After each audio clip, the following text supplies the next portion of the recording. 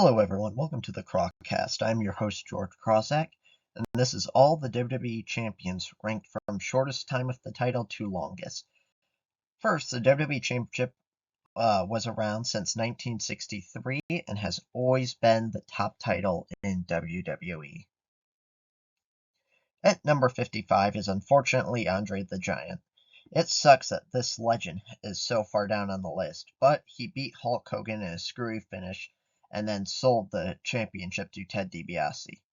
He only had one reign that lasted 1 minute and 48 seconds with 0 successful televised title defenses. At number 54 is Rey Mysterio, another instance of a legend that deserved more time for the title. He won the championship in a tournament after CM Punk left the company after Money in the Bank with the real WWE Championship. But then he immediately lost it to John Cena. He had one reign of the title that lasted 1 hour and 46 minutes with 0 successful televised title defenses. At number 53 is Kane. He always felt like a wrestler whose character was so good he did not need championships. He won the title from Stone Cold Steve Austin at King of the Ring and then immediately lost it back to Stone Cold Steve Austin the next night on Raw.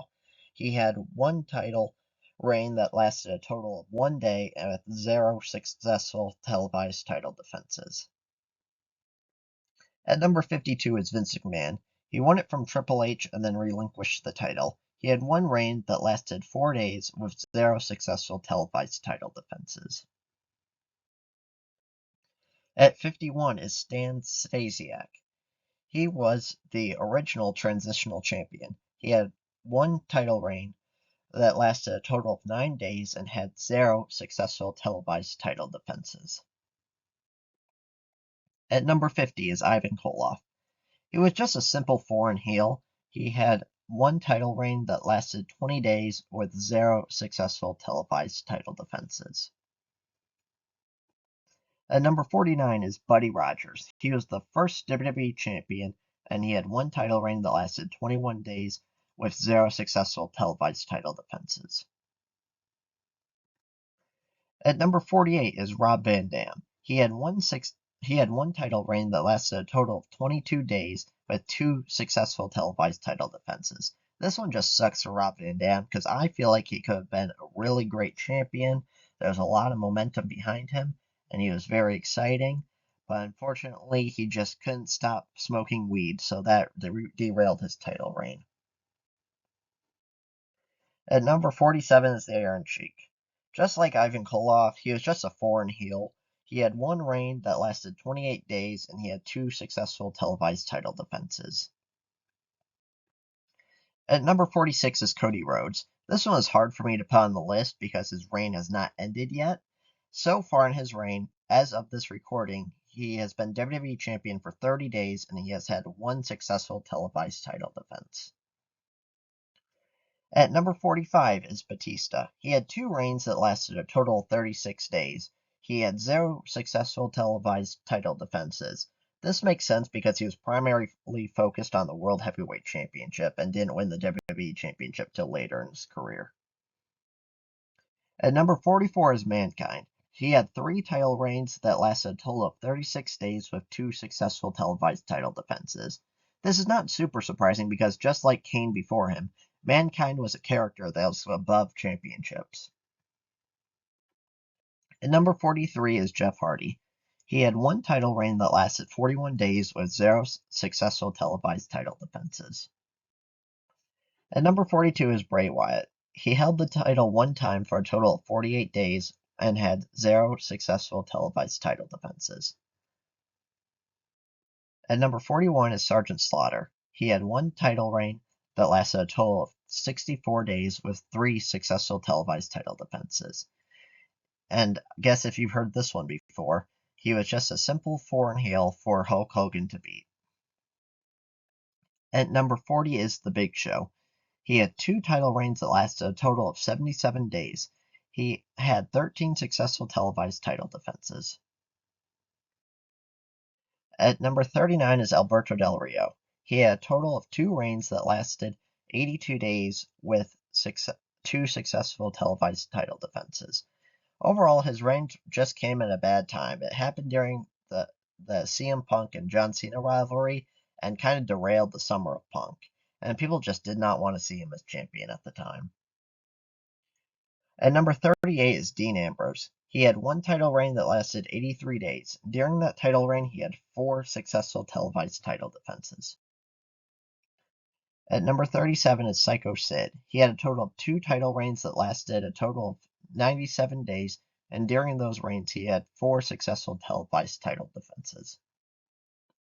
At number 36 is Chris Jericho. He had one reign with the title that lasted 98 days. During that reign, he had 9 successful title defenses. At number 35 is Big E. He had one reign that lasted 110 days, and during that reign, he had 3 successful title defenses. At number 34 is Ric Flair. He had 2 reigns of the title that lasted a total of 118 days with 0 successful title defenses. At number 33 is Eddie Guerrero. He had one reign of the title that lasted 132 days.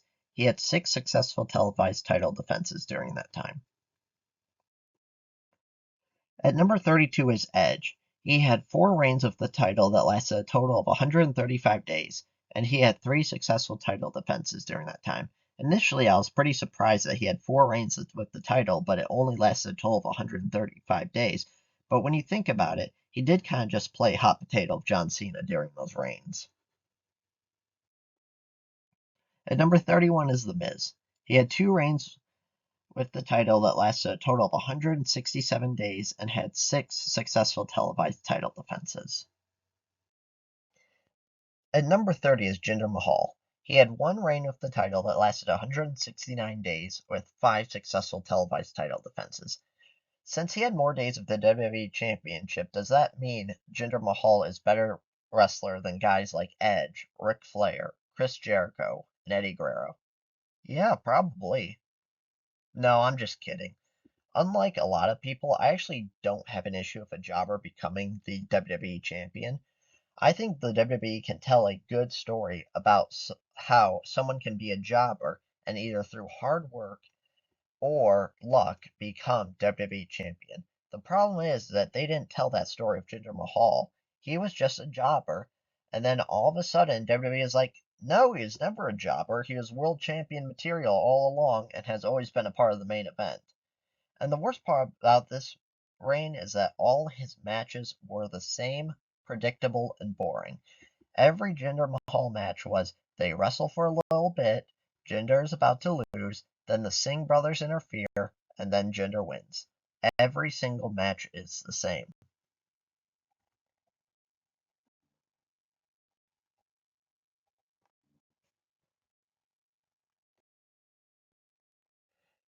At number 29 is Kofi Kingston. He had one reign of the title that lasted 180 days, and he had 9 successful televised title defenses. When he won it, it was such a great moment. He had such a good story with Daniel Bryan, and it was a well-deserved moment when he won. Although throughout his title reign, it was a little bit underwhelming and uneventful. At number 28 is Sheamus. He had 3 reigns of the championship that lasted a total of 181 days with 8 successful title defenses. At number 27 is Daniel Bryan. He had 4 reigns of the title that lasted a total of 207 days with 6 successful televised title defenses. The 2 main ones were perfect and had very mirroring stories. Although the title reign was short, it was great having the yes movement behind Daniel Bryan, and Daniel Bryan being the guy that the company was trying to hold down because they did not see him as top guy material. And that was amazing how that perfectly mirrored his last reign against Kofi Kingston, how Daniel Bryan was the top guy trying to hold Kofi Kingston down because he did not see him as top guy material. He had great matches during his reigns, and he had absolutely perfect storytelling. At number 26 is Bobby Lashley. He had 2 reigns of the title that lasted a total of 215 days with a total of 5 televised title defenses. At number 25 is Seth Rollins. He had 2 reigns of the title that lasted a total of 220 days with 11 successful televised title defenses. This one stings a little bit because his first reign after he won it at WrestleMania was so good before he got injured, and it kind of just sucks that he never really had another chance with the title after that. At number 24 is The Undertaker. He had 4 reigns of the title that lasted a total of 237 days, with 14 successful televised title defenses. The Undertaker's WWE title reigns weren't that great, but he always felt like a guy who had such a great character and he was above the titles, and he did not really need them. At number 23 is JBL. He had 1 reign that lasted 279 days with 11 successful televised title defenses. I think his title reign is semi-underrated. I think his matches were just average, but he was a really great heel during the time as champion. I think his reign is looked back at so negatively because of Paul Heyman and that line where he said the only reason why he was WWE champion is because Triple H didn't want to work Tuesdays. And I think the reason why that line hits so hard is because it's probably true. At number 22 is Yokozuna. He had 2 reigns of the title that lasted a total of 280 days with 9 successful televised title defenses. I feel like we can just have a category of foreign heels that were champion, and this falls under the category. He is just a big foreign heel for a big babyface to conquer. At number 21 is the Ultimate Warrior. He had 1 reign of the title that lasted 293 days with 5 successful televised title defenses. This was really the first time that WWE felt comfortable enough to move away from Hulk Hogan. Yes, I know Macho Man was champion for a little bit, but Hulk Hogan was very involved in Macho Man's storytelling and his reign with the Mega Powers, and Ultimate Warrior's reign was a failure. He failed to draw crowds and relate to fans. If you get mad at Vince McMahon for constantly going back to Hulk Hogan like he did to Bret Hart at WrestleMania 9, it's all because of this. I think after this reign failed, Hulk Hogan was Vince McMahon's safe choice as champion, and it made Vince feel really scared to move away from Hulk Hogan. At number 20 is Kurt Angle. He had 4 reigns with the title that lasted a total of 295 days with 24 successful televised title defenses. What can I say? He was a great champion and had a lot of great matches, especially against Brock Lesnar. At number 19 is superstar Billy Graham. He had 1 reign of the title that lasted 296 days with 17 successful televised title defenses. At number 18 is Drew McIntyre. He had 2 title reigns that lasted a total of 298 days with 12 successful televised title defenses. I just want to say it sucks that his crowning moment in the WWE, winning the title at the main event of WrestleMania, happened in front of nobody. At number 17 is Diesel. He had 1 reign of the title that lasted 358 days with 10 successful televised title defenses. What can I say other than everything went wrong here? The company almost went bankrupt. He had one of the worst main events in history with that SummerSlam match versus Mabel, and overall it just was not a great reign. At number 16 is The Rock. He had 8 reigns of the title that lasted a total of 373 days with 27 successful televised title defenses. Initially, I was really surprised at how little days he had of the title, given how many reigns he had, but when you think about it, it's really not very shocking. He has been a transitional champion for quite a few times. For example, he beat CM Punk for the title and immediately lost it to John Cena. He also won the title at Survivor Series and then immediately lost it to Stone Cold Steve Austin at WrestleMania. And then he was also a transitional champion when he dropped the belt to Brock Lesnar at SummerSlam. So he had a lot of reigns, but a lot of them were very, very short.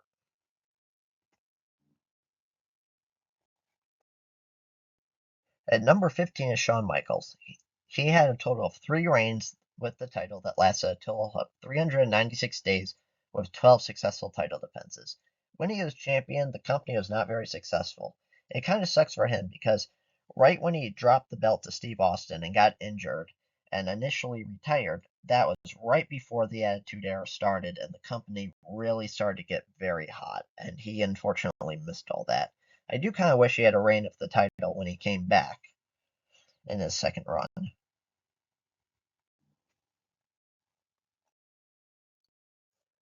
At number 14 is CM Punk.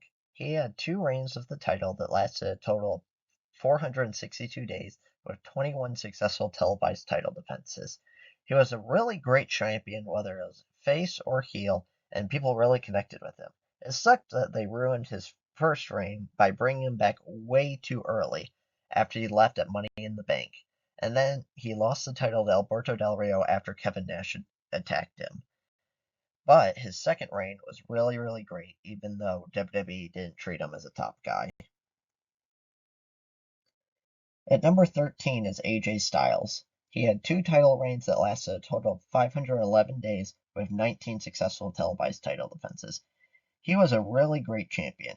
He was the face of SmackDown Live and really steadied the ship and was the focal point of the show. He had a lot of really great matches during his title reigns. At number 12 is Randy Savage. He had two reigns of the title that lasted a total of 520 days with 24 successful televised title defenses. He was really the first guy to prove that someone other than Hulk Hogan can be champion and sell out house shows and do great business. He had excellent matches as champion, and he did a really, really great job. At number 11 is Stone Cold Steve Austin. He had six reigns that lasted a total of 528 days with 26 successful televised title defenses. Initially, it was shocking that Stone Cold was so low on the list, given that he was the face of the company and still is kind of the biggest star in company history. When you think about it, it's not very surprising. The whole story of him was him trying to become WWE champion and Vince McMahon trying to screw him. Him as champion was just okay, but him trying to become champion is legendary. This is literally the definition of the quote, "It's not about the destination, it's about the journey."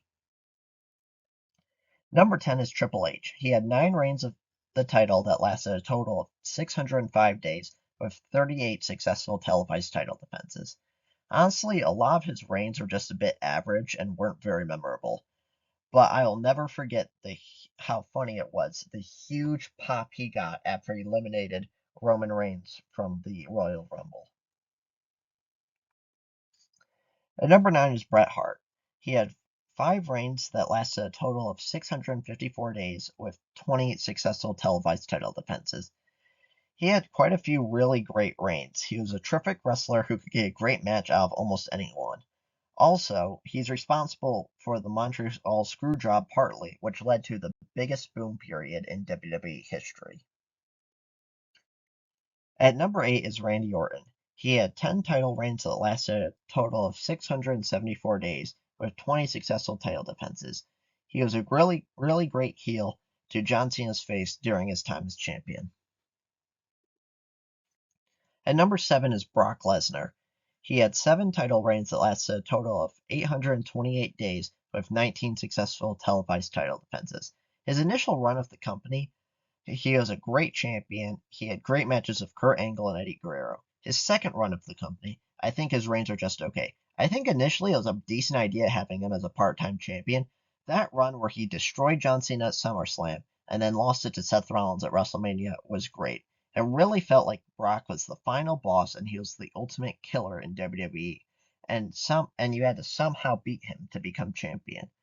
After that initial run of his being a part-time champion, it felt boring and was not very enjoyable having the WWE champion never show up to any of the shows. And number 6 is Roman Reigns. He had four reigns with the title that lasted a total of 850 days, with a total of 13 successful televised title defenses. Honestly, I feel like all of his reigns were pretty horrible. His initial reigns, nobody liked him or wanted him as champion, and the last one I felt like was just okay. First off, it is laughable that in 850 days as champion, Roman had only 13 successful televised title defenses. To put that into perspective, that's how much Big Show had at 77 days as champion. And this reign was also so boring. Like I said with the Jinder Mahal reign, is all the matches were the same. They'd wrestle for a little bit, and then there'd be a spot where Roman Reigns is about to lose, and then there's interference. Also, the part-time thing, which the reason why I think initially worked for Brock Lesnar is that Brock Lesnar felt like the biggest final boss in the company. But in Roman's case, Because he needed to cheat to win every single match, his credibility as the big final boss was almost completely destroyed. And I hated that there'd almost be a spot in every single match where Roman would be like pinned clean if there wasn't a ref bump. And so, if you want to look at it technically, he theoretically could have lost almost every single title defense if there wasn't interference. At number 5 is Pedro Morales. He had one reign of the title that lasted 1,027 days, with one successful televised title defense. This is one flaw in the system of having successful televised title defenses be the standard, with him only having one, when obviously he defended the title much more than that. I think successful televised title defenses is the best system, though, because house show records, especially back then, were not really greatly kept, and a lot of these statistics were not very accurate, and it was hard to tell what matches did or did not happen. At number 4 is John Cena. He had 13 title reigns that lasted a total of 1,245 days, with 40 successful televised title defenses. He had so many great reigns and memorable matches. I can think of a few off the top of my head: versus Randy Orton, versus CM Punk, versus Shawn Michaels, versus Triple H, and versus AJ Styles. He was the face of the company for so long, and he certainly put the work in. At number 3 is Bob Backlund. He had two reigns of the title that lasted a total of 2,138 days, with 96 successful title defenses. His reigns really showed how the common man, who isn't the biggest wrestler, can somehow win the title and be the top guy in the company. And number 2 is Hulk Hogan. He had 6 reigns that lasted a total of 2,185 days, with a total of 93 successful televised title defenses. He was the man of the 80s, and he was the face of the WWE. He was a showman through and through when you look at his matches, and a lot of his reigns were very entertaining, except for the last two. His last few reigns were not very good. At number 1 is Bruno Sammartino. He had 2 reigns with the title that lasted a total of 4,040 days, with 26 successful televised title defenses. He was the original Hulk Hogan. He was a superhero and one of the biggest faces in wrestling history. And that is all the WWE champions ranked from shortest to longest total time with the title. If you like this type of content, make sure to hit the subscribe button like it owes you money, and I'll see you next time.